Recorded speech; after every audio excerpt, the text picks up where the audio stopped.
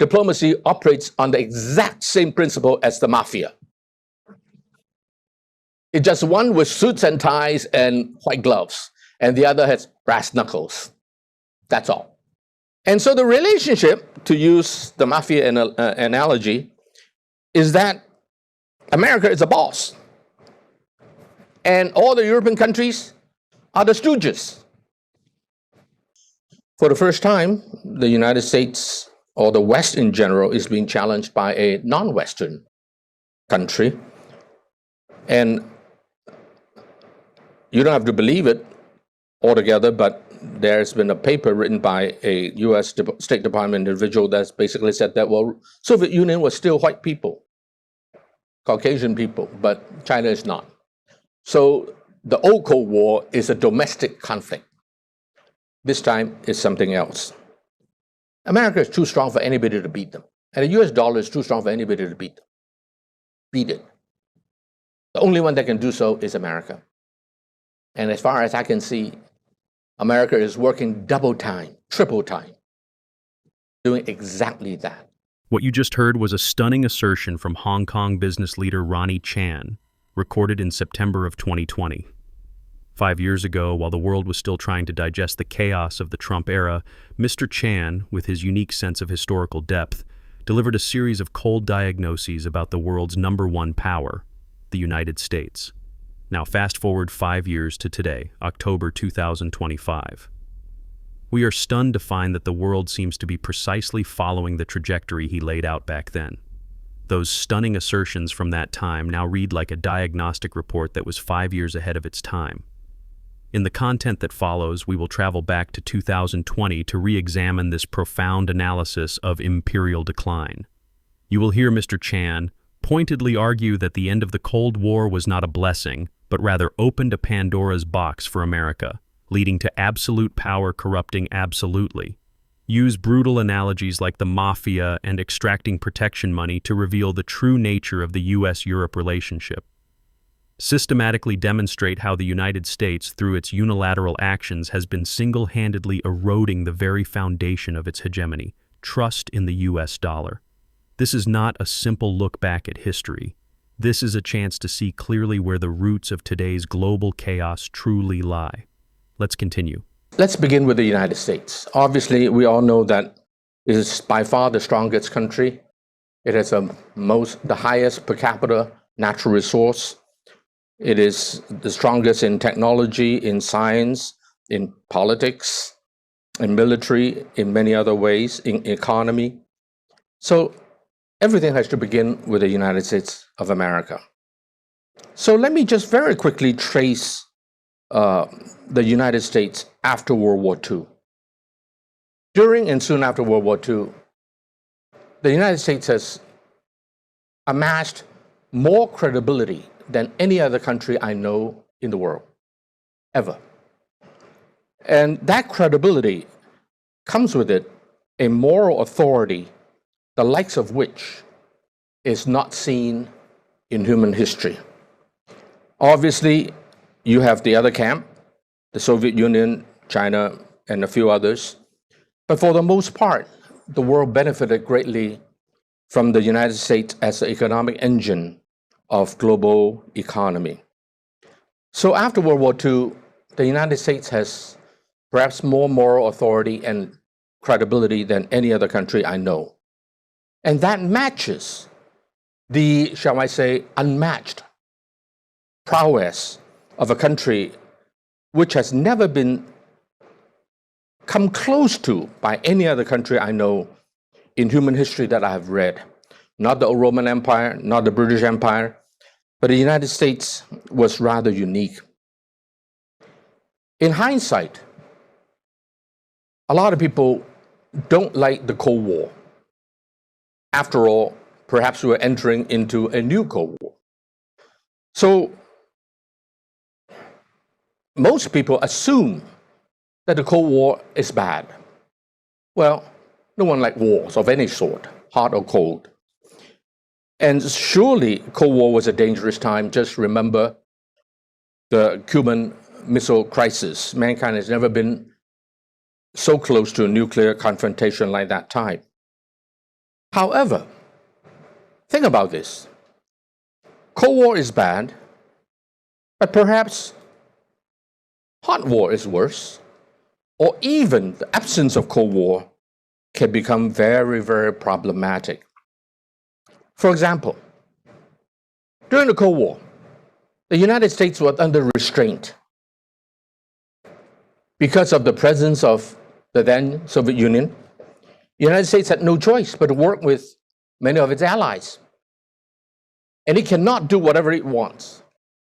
It was under certain kind of restraint, self-imposed or otherwise, because of the presence of the Cold War. Everybody was in the free world, so to speak, was happy when the Cold War ended. However, as mankind, the wisdom of mankind has taught us, power corrupts, and absolute power corrupts absolutely. The United States was under constraint, under restraint during the Cold War. After the Cold War, there's no longer any restraint. The United States can wield its power whichever way it wants. Is that good or is it bad? If the adage is correct, that absolute power corrupts absolutely, then perhaps we should think twice. That Cold War is necessarily bad and the end of the Cold War is necessarily good. The United States, as Annie mentioned, oftentimes that which applies to a person applies to a country, or that which applies to a country also applies to a person. And the United States have been just too strong, too powerful for too long. It can do anything it wants. And in the absence of restraint because of the end of the Cold War, the United States actually begin to cut down its own credibility and moral authority. This is something that is seldom mentioned. Most people do not spend much time thinking, and certainly not out of the box. And so everyone assumed that Cold War is bad. And I remember an author, I forgot who it was, that wrote a piece recently. Cold War is bad, but hot war is worse. Well, we're not at hot war yet. But in the absence of Cold War, the possibility of hot war actually may increase rather than decrease. So today, we all know what's happening. The United States has decided to make China into an enemy. For those of us who have been working for the last, I personally have been working for 30-some years to try to forge better relationship between China and the United States, I have failed. I've completely failed. And in hindsight, perhaps I too suffer from a syndrome of wishful thinking, that perhaps the United States will be wiser than all other former powers, which will make room for other people and to coexist together as other people rises. A lot of people blame Donald Trump for what's happening today. I said, not so. Don't blame him for everything. He's responsible for a lot of things, but not everything. I remember an old friend of mine, some of you may know him, Paul Wolfowitz. Remember him? Paul Wolfowitz, when he became dean of the Johns Hopkins SAIS, School of Advanced International Studies, he gave me a call and said, Ronnie, I want to boost my China desk, my China department, who are really good scholars in the United States. And that must be, what, 1995 maybe? And such a person, in 1992, wrote a paper that is later called by some to be the Wolfowitz Doctrine. Basically, what it says is the United States should not allow anybody to rise and become anywhere close to a challenge to the United States, economic or otherwise. So in other words, there are segments in American society, in particular in the policy arena, which has a stated goal of not letting anybody rise except the United States. I knew that. I was afraid of Paul in this regard, but I thought that we should be friends. And so I invited him to speak here. I invited him to many other places, but apparently he hasn't changed his mind. Another person, for a long time not known to most of you probably, but in 1999, I invited a person to speak at the Asian Society Hong Kong. And the next year, he came back. In the year 2000, I invited him again. At that time, the deputy director of the Asian Society was a young American lady from New York City, probably a good Democrat. She said to me afterwards, she said, "Ronnie, you invite this guy back one more time and I am out of here." That guy is a far-right individual and it scared the heck of my staff, who is a nice, maybe a Democrat. And what's the name of that person? John Bolton. He spoke here twice at least at my invitation, and I told my staff, I said, hey, Asian Society is apolitical. We invite anybody who is objective and has something to say. And John Bolton was a little bit more objective in those days.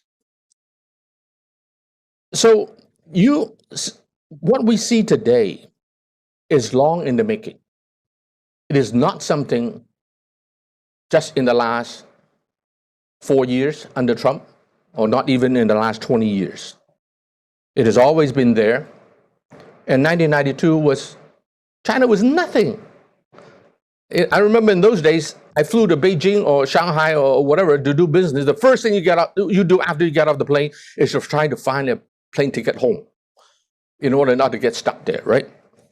And in those days, they were already targeting China. So with all that has been happening in the last 30-some years with the rise of China, America is increasingly concerned. 1996 is another very critical year.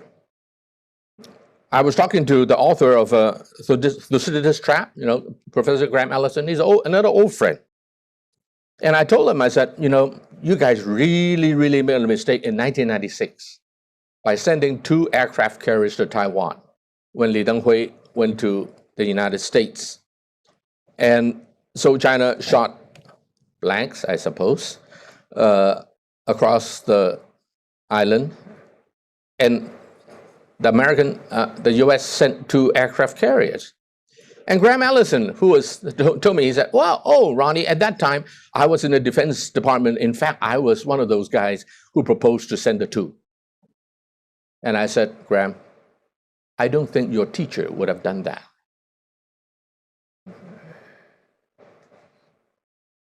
And all the military buildup that I can see since 1996 was a direct result of the Iraq War, the Desert Storm of 1992, as well as the 1996 incident in the Taiwan Strait. Then, of course, there is the economy. China's economy has been rising very fast. Who can blame anybody who wants to have a better living? Having a better living for all is not a sin. But other people don't like you. They will try to contain you. And so you see the trade deal that is signed, first phase. I don't know the detail, but from what I can tell, China made tremendous concessions.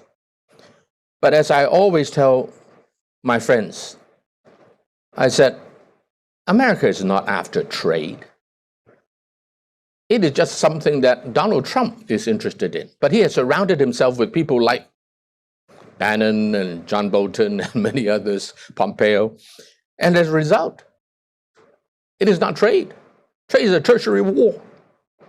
Technology leading to military prowess, and perhaps the US dollar are far more significant in this conflict. Then, of course, there's another reason beyond just military and economics, and that is culturally. For the first time, the United States, or the West in general, is being challenged by a non-Western country. And you don't have to believe it altogether, but there's been a paper written by a US State Department individual that's basically said that, well, Soviet Union was still white people, Caucasian people, but China is not. So the old Cold War is a domestic conflict. This time is something else. So let me jump to the conclusion. Where do I see the whole thing will end? First of all, I think it's truly amazing that what America is doing today under Donald Trump and initiating a Cold War. Unlike the last one with George Kennan and so forth in 1946, writing the long telegram, right? What, 6,000 or 8,000 words? There were spelled out strategies. But in this time, I see no strategy. And I see no end game either. For those of you who are consul generals here, you're diplomats, many of you. And imagine taking a decision that is that critical, that will affect the world for decades to come, with no strategy and no clearly defined end game. That is truly, truly amazing. So where will it lead? I don't know.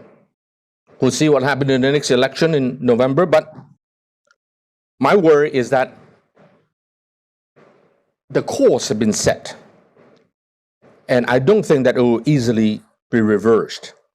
Maybe better here, maybe worse elsewhere.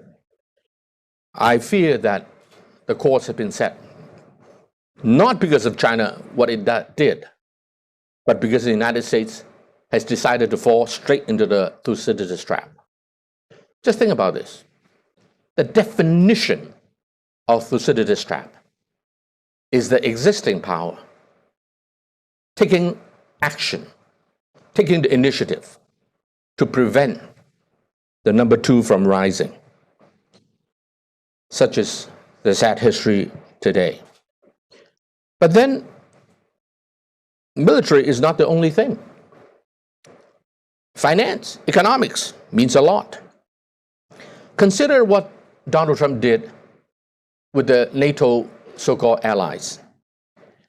They are now asking allies, American allies in Western Europe, to pay for more of NATO. When I first heard about it, I said, makes sense. You know, you get protection, why not pay more? But then upon further consideration, I decided that perhaps it's more complicated than that. Perhaps by asking the European countries to pay more, it fundamentally changes the relationship between the United States and the European countries. Let me say this, Commissioner Shea and all the Consul General, please forgive me. I'm going to say something not so good about your profession, diplomacy.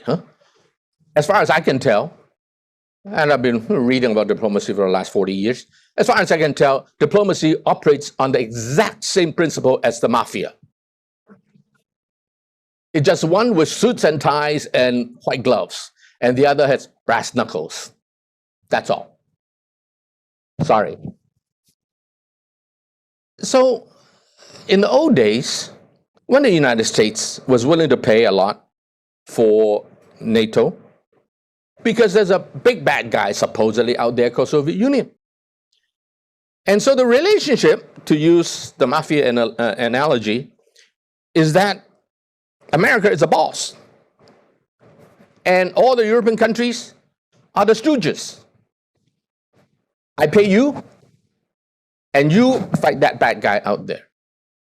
So just like in Mafia, those Mafia boys, those stooges, are always very loyal to the big boss because he pays you. And by the way, you have no choice anyway. You are stuck in Europe right next to the Soviet Union in those days. So they're very happy with the arrangement. But what about today? Today, America is saying, pay up. You have to pay more.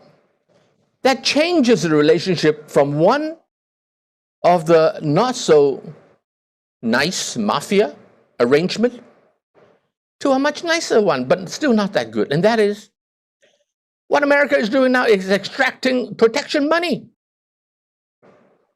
You own a shop in some Bo or Tuen Mun or somewhere. And there are a little bit of mafia. Hong Kong is not bad. Hong Kong is really quite good compared to many parts of the world. But still, I dare not say there's no such thing, right? The bad guy comes and say, hey, give me money. If not, I will do something to you. And so if you are that shop owner, you will think, which is the lesser of two evils? The guy who wants money from me or Russia? And some of them may come to the conclusion, well, perhaps Russia is not that bad of a threat. Perhaps this guy is even bigger of a nuisance to us, the simple shop owners and keepers. And so because of that, the fundamental relationship between the United States and its allies have been changed. America has to do that partly because financially it is in debt. And yet, having been at the top of the world for so long, sometimes you tend to forget that you are not as wealthy as you once upon a time were. I think it can happen to any of us, right? We have seen it in Hong Kong among the wealthy families. Once upon a time, they were wealthy. But gradually, their finances have deteriorated, but they still think that they are wealthy. But a lot of things begin to change. And so the relationship between the United States and Europe is changing. Another story.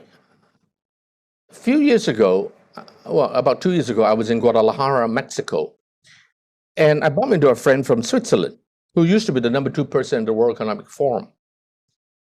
And he told me, he said, he has been organizing a conference of highly placed business leaders of Japan for the last 15 years.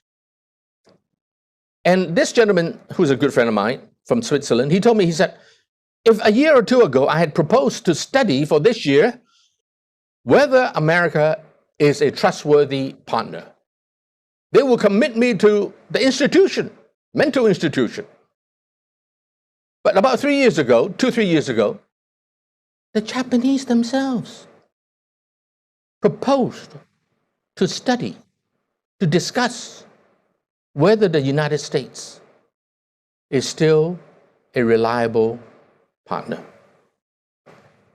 I thought to myself, I said, well, I don't think you need to have such a meeting. All you need to do is to give Angela Merkel a phone call or give Macron a phone call. They know the answer already. Their phones were tapped and many other things. You think Abe's phone was not? I don't know. But whatever it is, I think that the confidence of the allies of the United States is definitely on the wane. And these days, almost daily, I find articles somewhere in the West that talks about it. So for a long time, I've been saying this, and you check my speeches. I've been saying this for a long time. And there was an article I just found out this morning that says that the United States is moving from unilateralism to isolationism. A couple of months ago, I gave a speech on Americans' isolationism. And one of the very knowledgeable individuals said to me, he said, Ronnie, do you mean to say isolationism or do you mean unilateralism? He has no idea.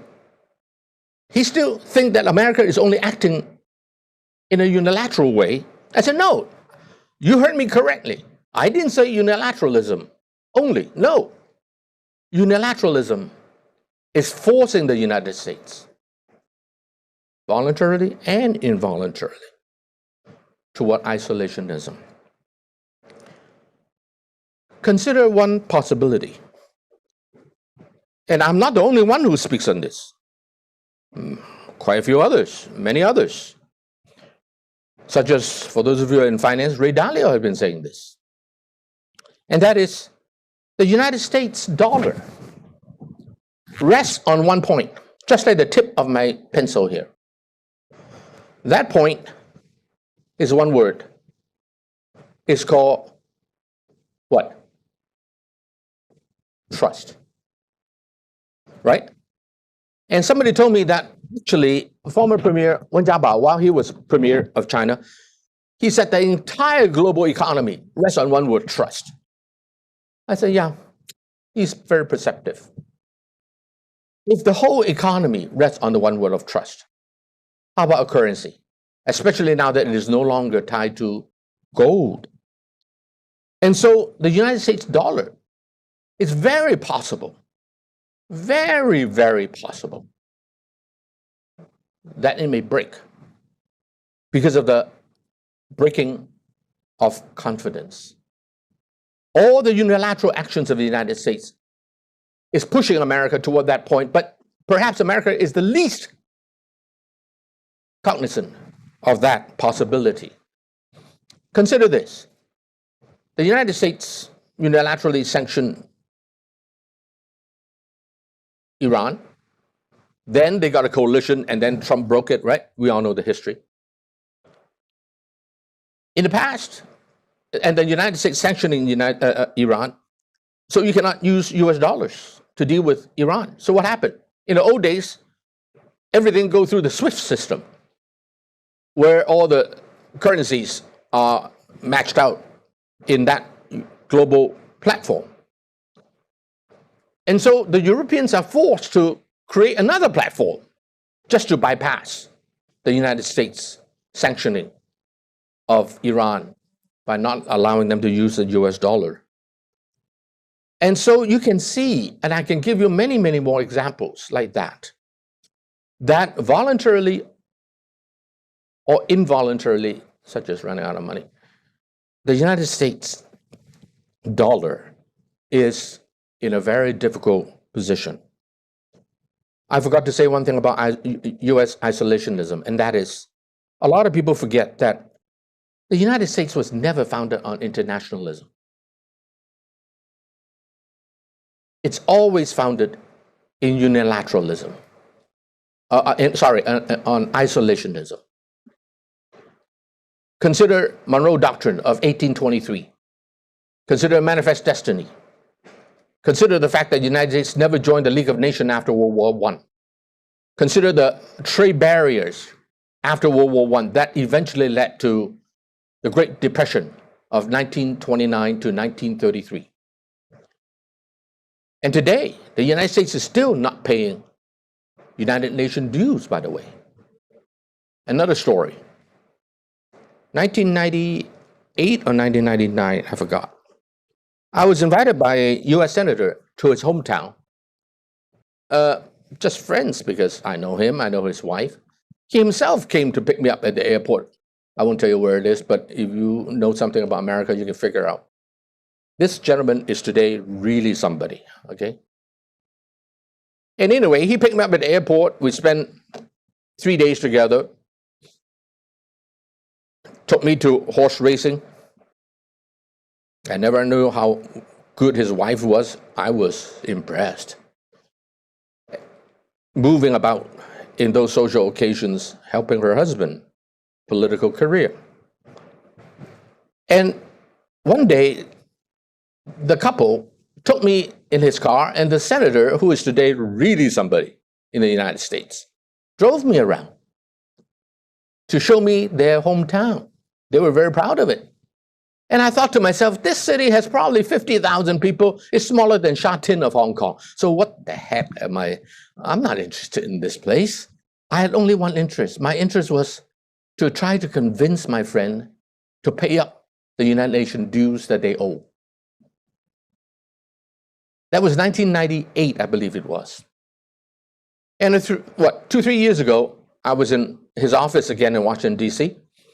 I said to him, so-and-so, remember that time you hosted me and I tried to convince you to pay your United Nations dues? Sir, I'm a failure because you still are owing the United Nations. Of course, they left WHO and whoever else. I think they also left UNESCO. And so all these are signs that America is moving back to isolationism. And if the United States dollar were to fall, everyone will suffer. But who will suffer the most? The United States will suffer the most. And when that happens, I believe that the United States may be forced back to isolationism to nurture its self-inflicted wounds. America is too strong for anybody to beat them. And the US dollar is too strong for anybody to beat them. Beat it. The only one that can do so is America. And as far as I can see, America is working double time, triple time, doing exactly that. What we have just revisited was a profound speech from 5 years ago that now feels like a prophecy. Ronnie Chan's 2020 diagnosis of the decline of American hegemony has not only aged well, 5 years later, every one of his points has been brutally validated by reality. 5 years have passed. Let's look at what has happened. The strategyless, endgameless China policy he criticized has not changed. Instead, it has intensified over the past 5 years, ultimately pushing the world into deeper division. The fragile protection money-style relationship he exposed between the US and Europe has, with the catalyst of the Ukraine war, led Europe to willingly pay a heavy price for America's strategic interests. And his most critical warning about the erosion of trust in the US dollar triggered a global de-dollarization wave after Russia's foreign reserves were frozen, shaking the very foundation of American hegemony. History, it seems, is validating Mr. Chan's logic in an unsettling way. An unchecked absolute power's greatest enemy is, indeed, itself. This speech from 5 years ago is like a scalpel, precisely dissecting the root cause of the empire's current predicament. It leaves us with several profound questions. First, does the decline of a civilization begin with external challenges, or does it begin with internal arrogance and unchecked power? Second, to what extent are the global conflicts and disarray we see today the direct consequence of the seeds the United States sowed back then? And third, as the warnings from 5 years ago have now become reality, has the window for the world's former leader to change course closed for good? We are eager to hear your thoughts in the comments below. If you found this episode valuable, please like, comment, share, and subscribe to our channel. Thank you for watching.